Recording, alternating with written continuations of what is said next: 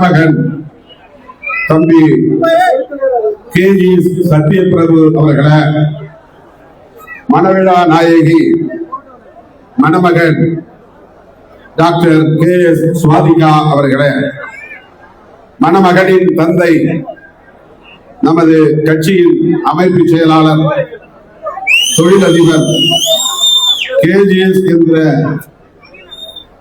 கோவிந்தசாமி என்கிற கோவேந்தன் அவர்களை, மணமகளின் தாயார் முனியம்மாள் அவர்களை, மணமகளின் தந்தை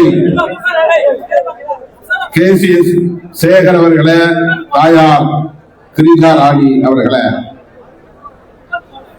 இந்த மணவிழா நிகழ்வில் பங்கேற்று சிறப்பித்துக் கொண்டிருக்கிற நம் அனைவரையும் வரவேற்று உரையாற்றி சிறப்பித்திருக்கிற தருமபுரி தொகுதி மாவட்ட செயலாளர் தம்பி தாக்கு பாண்டியன் அவர்களை, மணமகனின் உடன்பிறப்புகள் டாக்டர் சத்யகுமார் அவர்களை, தம்பி பரத் அவர்களை, தங்கை பாரதி கனி அவர்களை, இந்த மணவிழா நிகழ்வில் பங்கேற்று மணமக்களை வாழ்த்தி உரையாற்றி அமர்ந்திருக்கிற நமது கட்சியின் பொதுச் செயலாளர் மேனாள் சட்டமன்ற உறுப்பினர்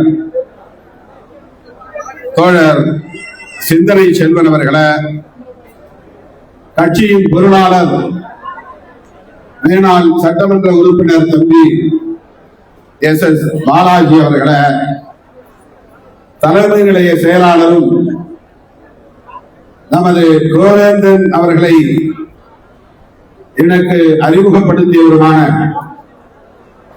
தகடூர் தமிழ்ச்செல்வன் அவர்களை,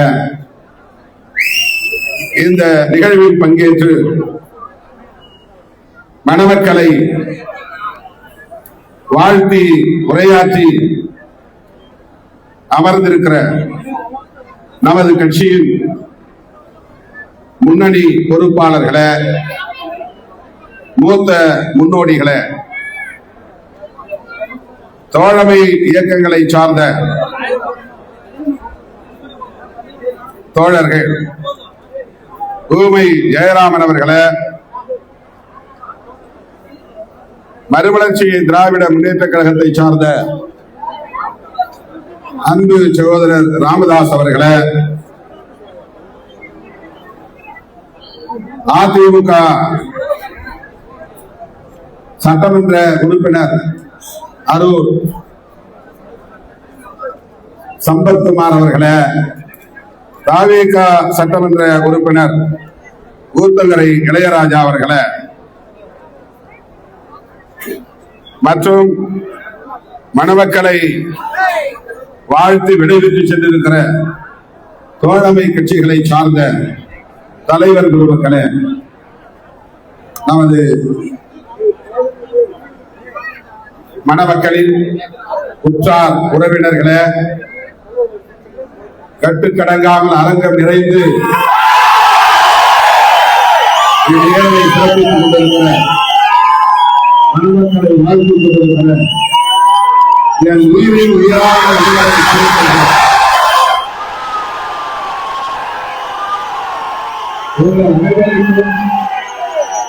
என்னுடைய பொதுவான வணக்கத்தை தெரிவித்துக் கொள்கிறேன்.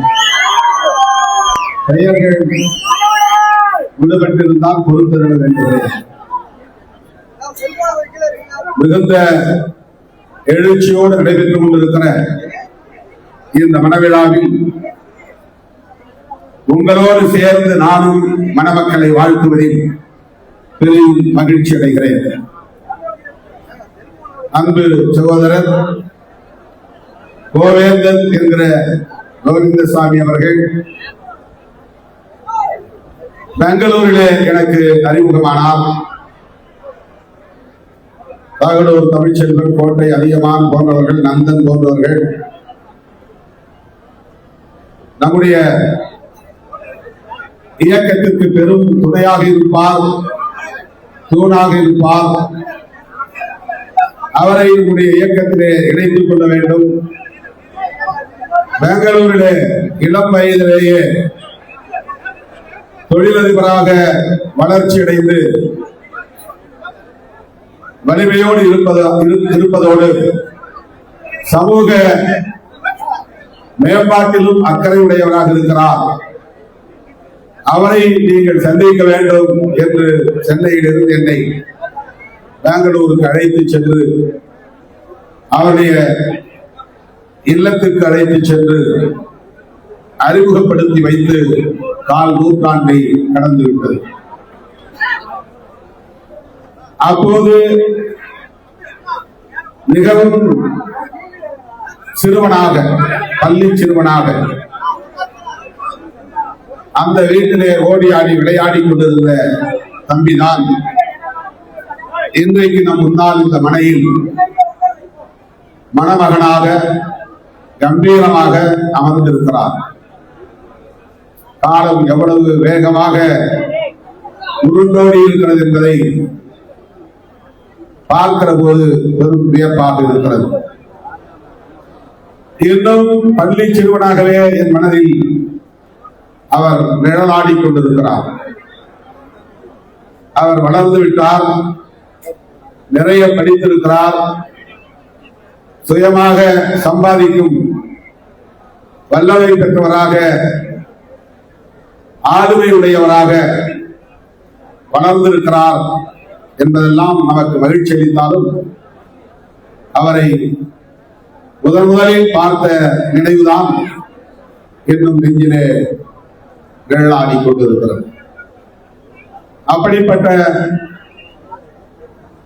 ஒரு குடும்ப உறவு,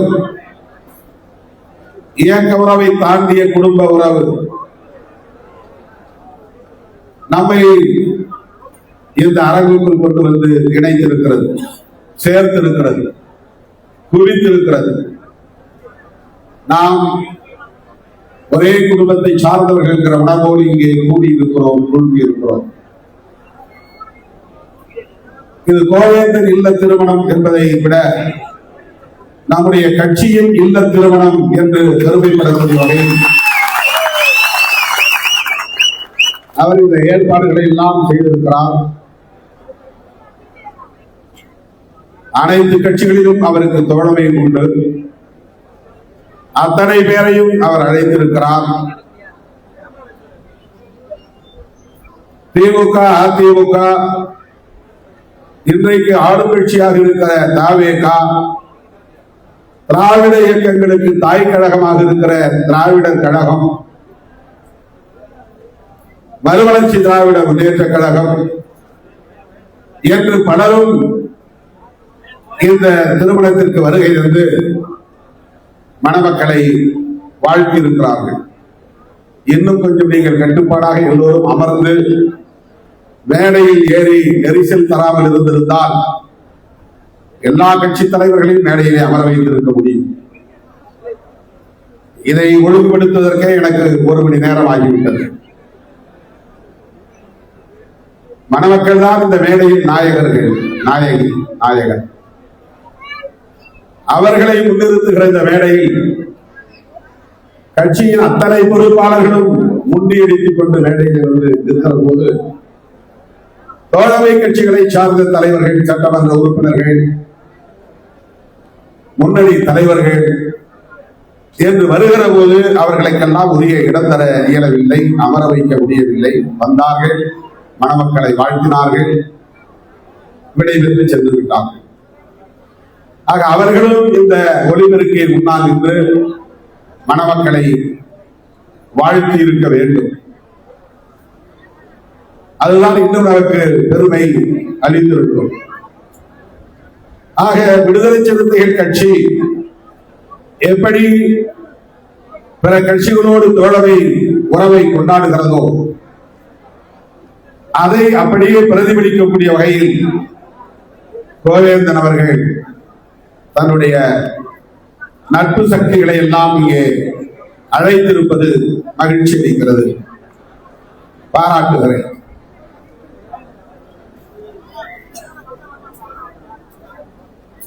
எந்த வேலையை ஒப்படைத்தாலும் அதை கருவமே கண்ணாயிரம் என்பார்களே, அப்படி அந்த வேலையை முடிப்பது மட்டுமே தன் முன்னால் இருக்கிற முக்கியமான கடமை என்கிற பொறுப்புணர்வோடு அனைவரையும் தட்டி கொடுத்து வேலை வாங்குவதிலே அவருக்கு ஒரு தனி ஆற்றல் உண்டு. இதை யாரும் மறுக்க முடியாது. திறம்பட செயல்படக்கூடிய ஆற்றல் உள்ளவர், செயல்படக்கூடிய அனைவரையும் ஒருங்கிணைக்கக்கூடியவர்,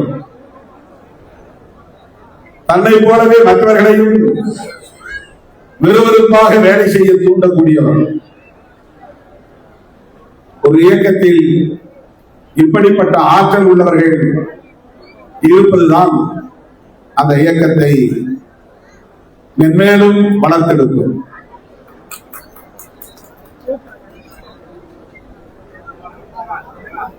அவர் இந்த இயக்கத்தின் மூலமாக சட்டமன்றத்திற்கு செல்ல வேண்டும். மேற்கு மாவட்டத்தில் குறிப்பாக தருமபுரி, கிருஷ்ணகிரி மாவட்டங்களின் பிரச்சனைகளை சட்டமன்றத்தில் ஒழிக்க வேண்டும் என்கிற கனவுகளை சுமந்து கொண்டே இருந்தார் என்பதை நாம் அறிவோம்.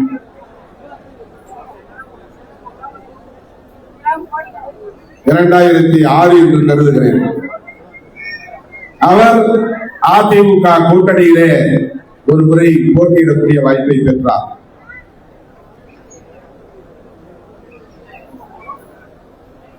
அப்போது அவர் ஆற்றிய பணிகளை நம்முடைய தோழர்கள் நன்கு அறிவார்கள். ஓய்வின்றி சுறுசுறுப்பாக பம்பரம் போல் சுழன்று பணியாற்றி 35,000 வாக்குகளுக்கு மேல்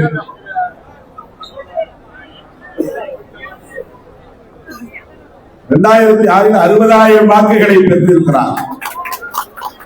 மக்கள் நல கூட்டணியில் போட்டியிட்ட போது 35,000 வாக்குகளை பெற்றிருக்கிறார்.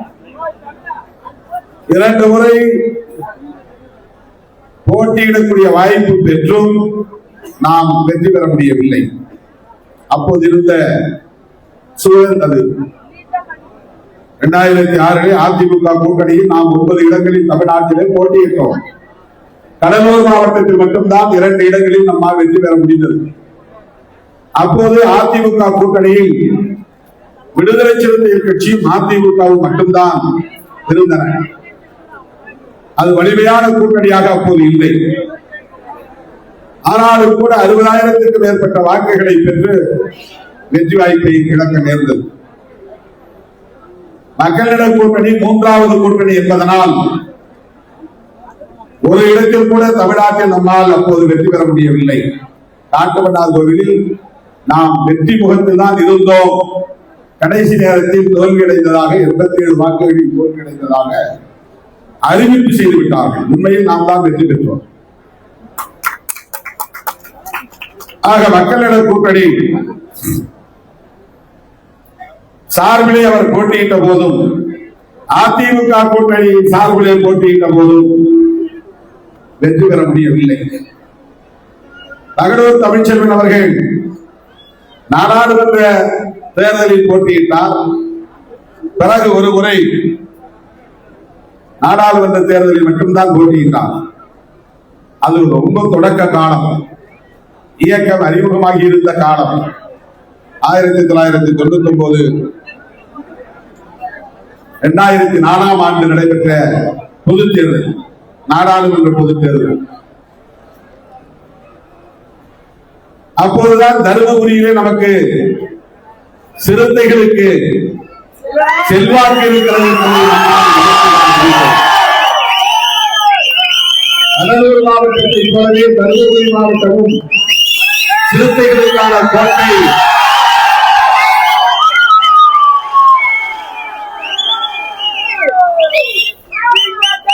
இது தருமபுரி அல்ல, திருமாபுரி என்று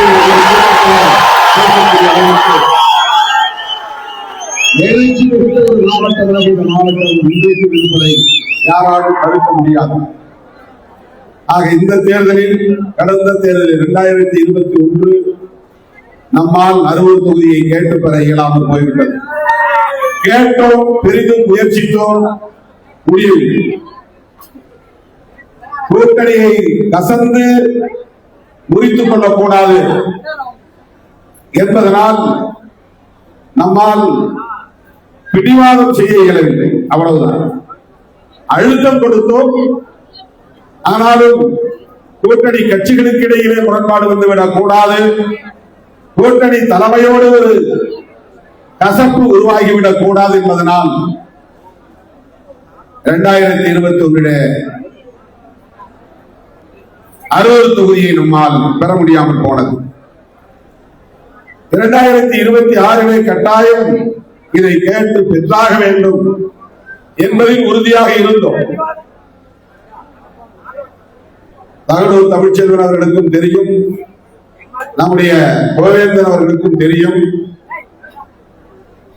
நானும் தோழர் சிந்தனை செல்வன் அவர்களும் தோழர் ரவிக்குமார் அவர்களும் 3 பேரும் திமுகவோடு பேச்சுவார்த்தை நடத்திய போது 60 தொகுதியின் எழுச்சியை சுட்டிக்காட்டி இந்த முறை எங்களுக்கு கட்டாயம் தேவை. அதிமுக கூட்டணியிலே இருந்தபோது 60,000 வாக்குகளுக்கு மேலாக பெற்றிருக்கிறோம். இப்போது கூட்டணி பலமாக இருக்கிறது, எங்களுக்கு கட்டாயம் தேவை என்று வலியுறுத்தி பார்த்தோம். ஆனாலும் திமுக உங்கள் ஆதரவோடு எங்கள் கட்சி அரூரில் வெற்றி பெற வேண்டும் என்று நாங்கள் விரும்புகிறோம். மேற்கு மாவட்டங்களில், குறிப்பாக தருமபுரி, கிருஷ்ணகிரி மாவட்டங்களில் உங்கள் செல்வாக்குள்ள தொகுதியாக இருக்கிற அரூரை எங்களுக்காக விட்டுக் கொடுங்கள் என்று அவர்கள் எங்களிடத்திலே வாதிட்டார்கள். இதுதான் நடந்தது. உங்களுக்கு வேறு தொகுதிகளை கடலூர், விழுப்புரம், கள்ளக்குறிச்சி, திருவள்ளூர், ராணிப்பேட்டை போன்ற பகுதிகளில் தருகிறோம். தருமபுரியில் நெருக்கடி தர வேண்டாம் என்று திராவிட முன்னேற்ற கழகத்தின் சார்பில் எங்களிடையே பேச்சுவார்த்தை நடத்தியவர்கள் கேட்டுக்கொண்டார்கள். வேறு வழி இல்லாமல் அரூருக்கு பதிலாக அரக்கோணத்தை பெற்றோம். இந்த முறையும் நம்மால் அரூரை பெற முடியவில்லை என்றதும் முன்னணி பொறுப்பாளர்கள் அத்தனை பேருக்கும் மிகுந்த ஏமாற்றம், அதிர்ச்சி. கோவேந்தன் உட்பட கோவேந்தன் அவர்களை தொலைபேசியிலே தொடர்பு கொண்டு நான் பேசிய போது அவர் மிகுந்த வலியோடு பேசினார், வருத்தப்பட்டார். என்னதான் இருந்தாலும் நீங்கள் அரூரை விட்டிருக்க கூடாது என்பது மட்டுமே அவருடைய வாதமாக இருந்தது. ஒருவேளை அவரையும் நான் உள்ளே அழைத்து போயிருந்தால் அவரே எனக்கு முன்னதாக என்னை முந்திக் கொண்டு பரவாயில்லை விடுங்கள், திமுகவே போட்டியிடட்டும் என்றுதான் சொல்லி இருப்பார். ஏனென்றால் அவரும் என்னை போல இலகிய மனம் படைத்தவர் என்பதை நான் அறிவேன். அந்த சூழலில் அவர் உள்ளே இருந்திருந்தால் என்னையும் முந்திக் கொண்டு திமுக இந்த அளவுக்கு அழுத்தை கேட்கிறார்கள், வேண்டுகோளாக வைக்கிறார்கள், நாம் நெருக்கடி தர வேண்டாம் என்ற முடிவைத்தான் அவர் எடுத்திருப்பார். அவரை நான் அறிவேன். அதற்கு ஒரு உதாரணத்தை நான் சொல்ல விரும்புகிறேன். 2001 8 தொகுதிகளை திமுக கூட்டணியிலே நாம் பெற்ற போது 2006 அதிமுக கூட்டணியிலே 9 தொகுதிகளை பெற்ற போது நான் மங்களூர் என்கிற திட்டக்குடி தொகுதியிலே போட்டியிடுவதாகத்தான் திட்டமிட்டிருந்தேன். வேட்பாளர் பட்டியலை அறிவிக்கிற போது என் பெயர் இல்லை. திட்டக்குடி தொகுதியிலே என் பெயருக்கு பதிலாக இன்னொரு பெயரை அறிவித்தேன். அங்கிருந்த அத்தனை பேருக்கும் அதிர்ச்சி. கடலூர் மாவட்டத்தை சார்ந்த தம்பிகள் அங்கேயே கூச்சல் போட தொடங்கிவிட்டார்கள். 16 சின்னையா தெரு வாசலில் மறியல் செய்ய உட்கார்ந்து விட்டார்கள்.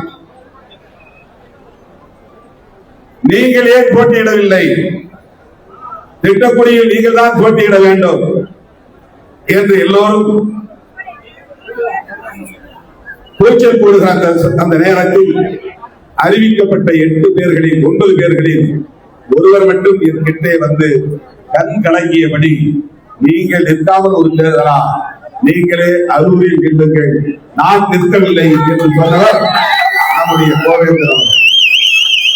9 பேரில் வேறு யாரும் அப்படி ஒரு நிலைப்பாட்டை எடுக்கவில்லை. தலைவரே நிற்கவில்லை என்ற அதிர்ச்சியில் எனக்கு பதிலாக நீங்கள் நில்லுங்கள் என்று வேறு யாரும் சொல்ல முன்வராத போது அடுத்த சில நொடிகளில் என் பக்கத்தில் வந்து நின்ற கோவேந்தர் அவர்கள் கண்கலங்கினார். ஏன் என்று நான் கேட்டேன். நீங்கள் நிற்கவில்லை என்கிற போது நாங்கள் ஏன் நிற்க வேண்டும்? அரூரில் வந்து நீங்கள் நில்லுங்கள், உங்களை வெற்றி பெற வைக்கிறோம் என்று சொன்னார்.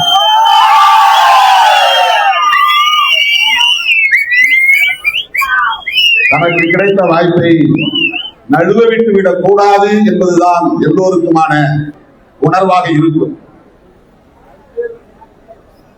அந்த வாய்ப்பை இழந்துவிடக் கூடாது என்றுதான் பலரும் நினைப்பார்கள். இது மனித இயல்பு. அந்த வாய்ப்பு கிடைப்பதே பெரும் போராட்டம். அப்படி ஒரு வாய்ப்பு கிடைக்கிற போது அந்த வாய்ப்பை விட்டுக் கொடுப்பதற்கு ஒருவருக்கு மனம் வருகிறது என்று சொன்னால் அவருக்கு அறம் சார்ந்த உணர்வு மேலோங்கி இருக்கிறது என்றுதான் பொருள். ஒரு எத்திக்கல் மைண்ட் செட். நம்முடைய கட்சி தலைவரே தேர்தலில் நிற்கவில்லை, அப்படி என்றால் நாம் போய் நிற்க வேண்டுமா? ஏதோ பிரச்சனை இருக்கிறது அதனால்தான் அவர் நிற்கவில்லை, ஏதோ வலி இருக்கிறது அதனால்தான் அவர் இந்த முடிவு எடுத்திருக்கிறார், ஏதோ ஒரு சோகம் இருக்கிறது அதனால்தான் அவர் இப்படி நிலைப்பாடு எடுத்திருக்கிறார் என்ற எண்ணம் அவருக்கு மேலோங்கி இருந்தது. அவர் அந்த இடத்திலே ஒப்புக்காக சொன்னதாக என்னால் உணர முடியவில்லை. ஏனென்றால் அவருடைய கண்கள் கலங்கி இருந்ததை நான் பார்த்தேன். அப்போது கையை பிடித்து அழுத்தி சொன்னேன், இல்லை, எனக்கு விருப்பமில்லை, நீங்களே போய் நின்று வெற்றி பெற்று வாருங்கள், அரூர் சட்டமன்ற உறுப்பினராக சட்டமன்றத்திற்கு செல்லுங்கள் என்று வாழ்த்தி அனுப்பினேன். இது ஒரு சாக்கு. நடைமுறையில் நமக்கு இடையிலே அவ்வப்போது சில நேரங்களில் வருத்தம் வரலாம், இடைவெளி வரலாம், விமர்சனங்கள் வரலாம், கடுமையாக பேசும் சூழல் வரலாம்.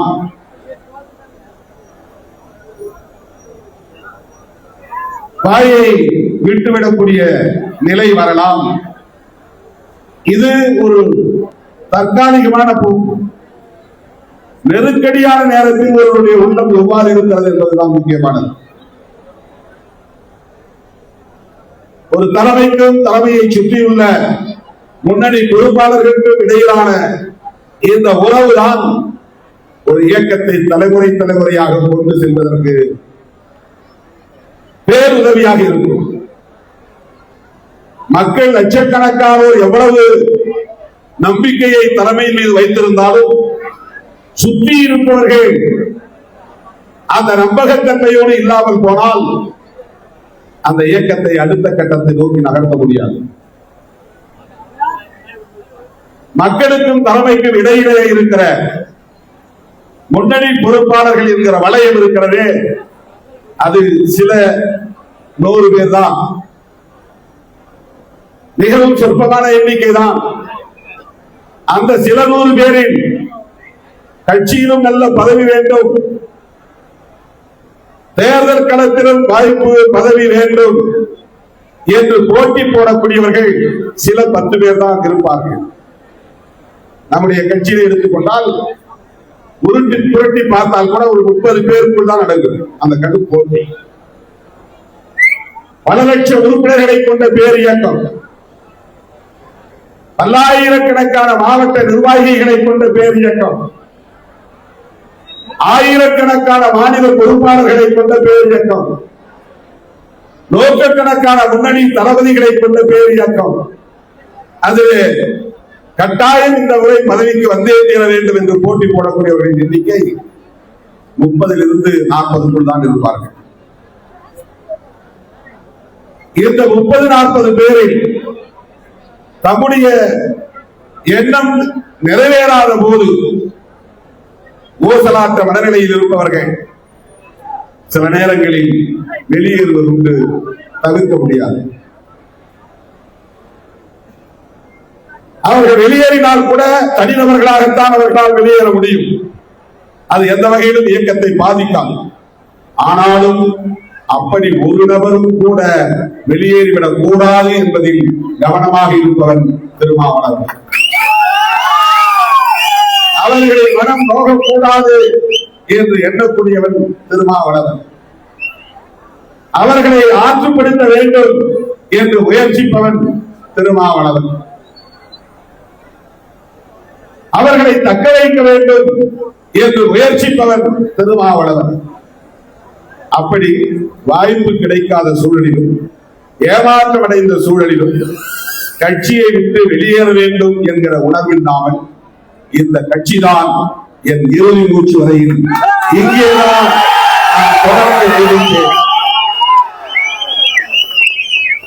வேட்பாளர்களை எல்லாம் அறிவித்த பிறகு ஒரு நீண்ட இடைவெளிக்கு பிறகு பெங்களூருவிலே என்னை அவர் சந்தித்த போது சொன்னார், இந்த முறை இந்த வாய்ப்பு கிடைக்கும் என்று பெருத்த ஏமாற்றம் எதிர்பார்ப்போடு இருந்தேன். ஏமாற்றம் தான் என்றாலும் இனிமேல் என் மகன்களில் எவனாவது ஒருவன் உங்களோடு துணை நிற்பான், இந்த களத்தில் உங்களோடு பயணிப்பான், அவனுக்காவது எதிர்காலம் ஆட்சி அதிகாரத்தை தொடக்கூடிய வாய்ப்பு கிடைத்தாலும் கிடைக்கும் என்று நம்புகிறேன். இனி நான் உங்களோடு ஒரு தோழனாகவே இந்த இயக்கத்தை வலிமைப்படுத்த பயணிப்பேன் என்று சற்று விரக்தியோடு சொன்னார். ஆனால் அவர் சொல்ல வந்தது என்னவென்றால், எனக்கு வாய்ப்பு கிடைக்கவில்லை என்பதனால் உங்களை பழிக்க மாட்டேன், உங்களை விட்டு நான் வெளியேற மாட்டேன். இதுதான் செய்தி. அடிக்கோடிகளின் செய்தி. நான் நிறுவன பதவிக்காக காத்திருந்தவன் இல்லை. உங்கள் தலைமையின் மீது பற்று கொண்டவனாகவும் நம்பிக்கை உள்ளவனாகவும் இருக்கிறேன், இருப்பேன், தொடர்ந்து இருப்பேன். இதுதான் கோவேந்தன் அவர்கள் எனக்கு அளித்திருக்கிற வாக்குறுதி. இதை இந்த பொதுவெளியிலே நான் உரத்து சொல்லுவதற்கு காரணம், எப்படியாவது விடுதலை சிறுத்தைகளை கூறு போட்டுவிட வேண்டும் என்று கங்கணம் கட்டிக்கொண்டு தூக்கத்தை இழந்து படுக்கையிலே புரண்ட கும்பை இன்றைக்கு ஏமாற்றம் அடைந்து எங்கோ ஒரு மூலையில் கிடக்கிறார்கள். இதோ உடைய போகிறது. அவர் வெளியே போக போகிறார், இவர் வெளியே போக போகிறார். உட்கட்சியில் கடும் குழப்பம் நிலவுகிறது. திருமாவோடு எல்லோரும் முரண்பட்டு நிற்கிறார்கள். இதெல்லாம் எதிரிகளின் கொள்கை பகைவர்களின் உணர்வாக இருந்தன.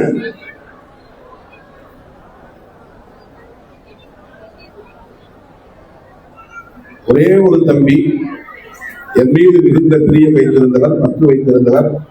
அதில் எனக்கு எந்த மாற்று கருத்தும் இல்லை. நானும் அவர் மீது நல்ல மதிப்பு வைத்திருந்தேன். அவரை நான் தொலைபேசியிலே தொடர்பு கொண்டிருந்தால் போயிருக்க மாட்டார் என்பது உண்மைதான். அவரை அழைத்து சமாதானப்படுத்தி இருந்தால் வெளியேறி இருக்க மாட்டார் என்பதும் உண்மைதான். வேறு எந்த வருத்தமும் அவருக்கு இருக்க வாய்ப்பு இல்லை. ஏனென்றால் நானும் அவர் முகம் சுளிக்க நடந்து கொண்டதில்லை, அவரும் நான் முகம் சுளிக்கும்படி நடந்து கொண்டதில்லை. இரண்டாவது முறை வாய்ப்பு கிடைக்கவில்லை, வருத்தம். பாலாஜி உடனடியாக தலைவரை வந்து சந்தித்தார். தலைவர் இருக்கிறார், கட்சி நடவடிக்கைகளில் ஈடுபடுகிறார், தலைமையகத்திலே இருக்கிறார் என்பது அனைத்து முன்னணி பொறுப்பாளர்களுக்கும் தெரிந்த உண்மை. அவரை நான் தொடர்பு கொள்ள வேண்டிய அவசியம் எழவில்லை.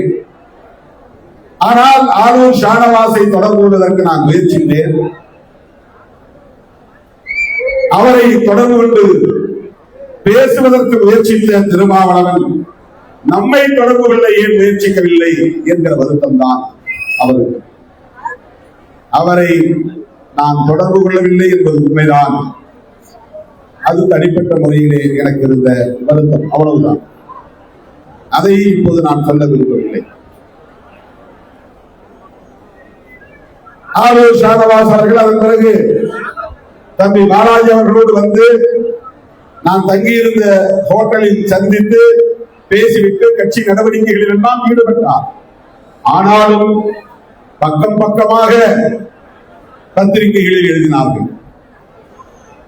சமூக ஊடகங்களில் கற்பனை மூட்டைகளை கட்டவிழ்த்து விட்டார்கள்.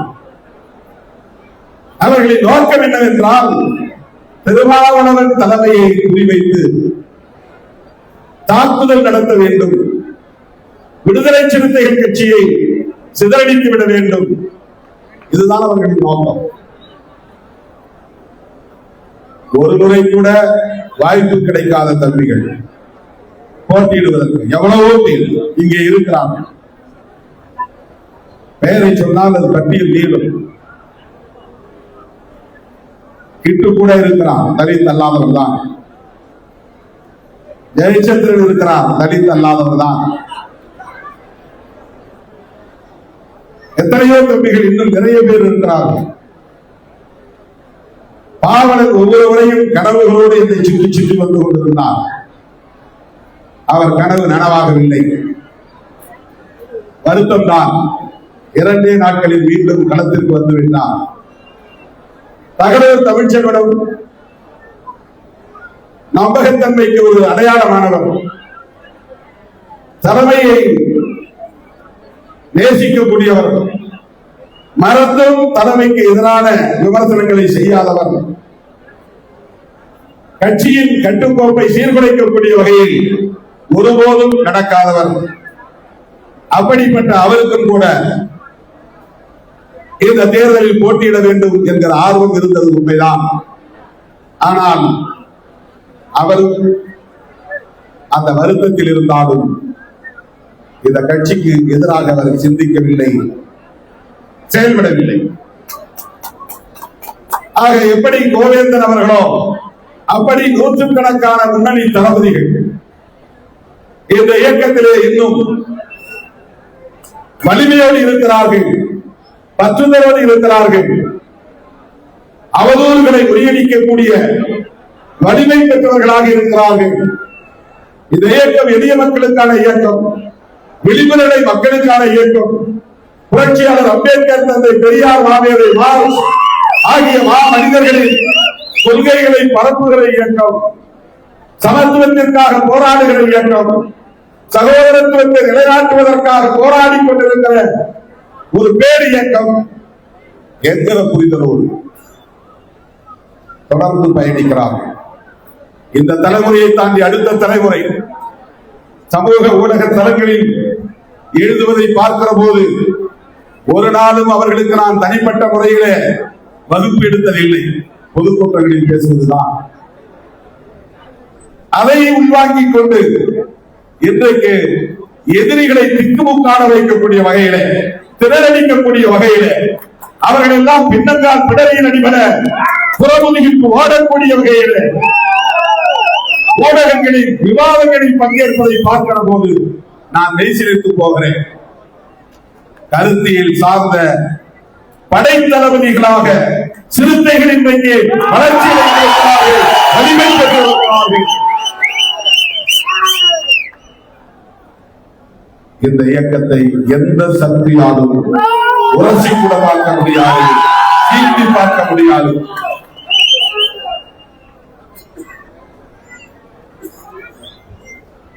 இது ஒரு சுறாவை போல வீரியத்தோடு வளம் வந்து கொண்டிருக்கிற இயக்கம்.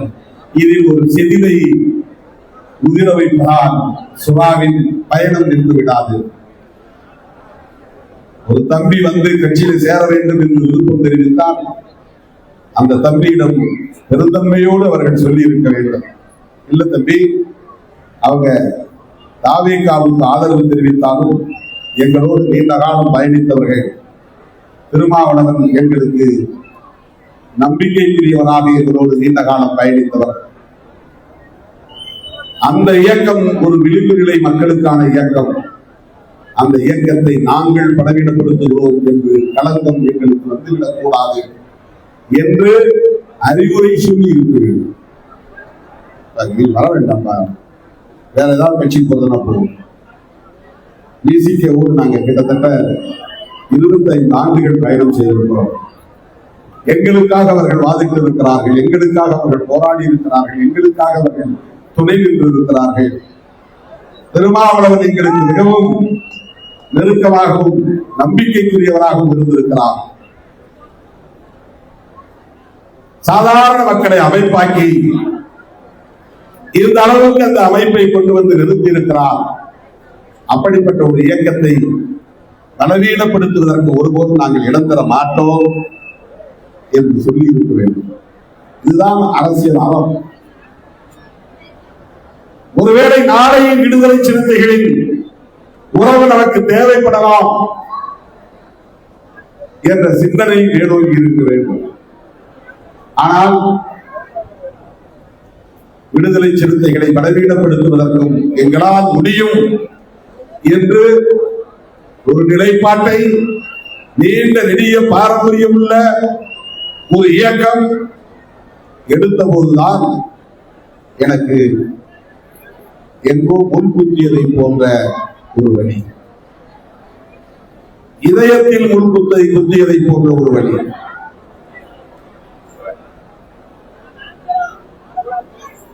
அதற்காக நான் வருத்தப்படவில்லை. அதனால் இந்த இயக்கம் சிதறிவிடும் என்று நான் கருதவில்லை. இறுதி இலக்கை தொடுகிற வரையில் என்னோடு ஓடி வருகிற தம்பிகளை கொண்டு என்னால் போராட முடியும் என்ற நம்பிக்கை எனக்கு உண்டு.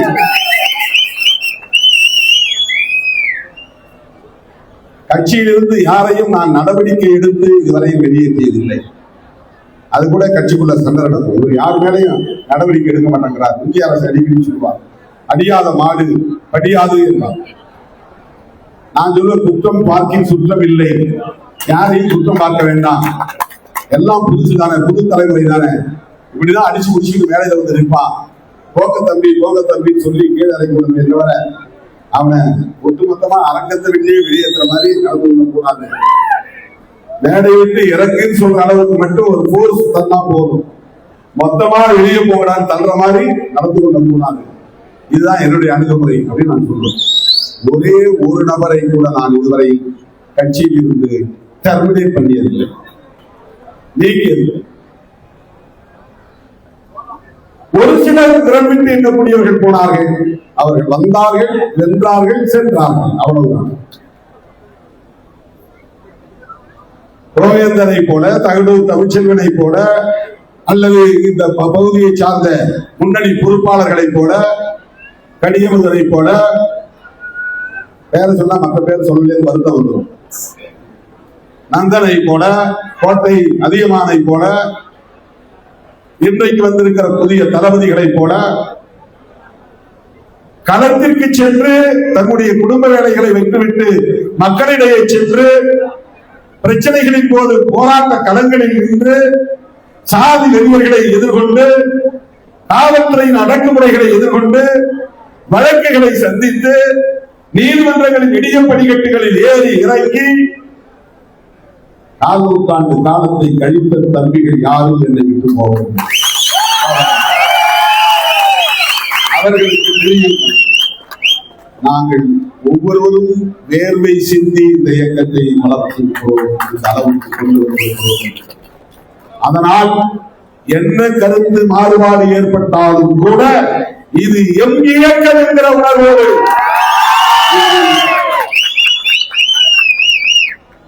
அப்படிப்பட்ட உறுதி மிக்கவர் தான், உறுதிப்பாடு உள்ளவர் தான், இயக்கத்தையும் தலைமையை நம்பிக்கையோடு ஏற்றுக்கொண்டிருப்பவர் தான் அன்பு சகோதரர் ரோவேந்தன் அவர்கள். இந்த விழாவிலே அதை சொல்லுவது என்னுடைய கடமை, என்னுடைய பொறுப்பு. அவரை பாராட்டுகிற இந்த வேளையில் அவருடைய அன்பு குழந்தை, அன்பு பிள்ளை, அருமை மைந்தன் சத்திய பிரபுவையும் அவருடைய இல்வாழ்க்கை துணையாக இன்றைக்கு அவருடைய கரத்தை கைப்பற்றியிருக்கிற சுவாதிகா அவர்களையும் குழந்தை செல்வம் உள்ளிட்ட அனைத்து செல்வங்களையும் பெற்று வாழ்வாழ்ந்து வாழ்க, நீடூழி வாழ்க என்று நெஞ்சார வாழ்த்தி விடுவதற்கு நன்றி.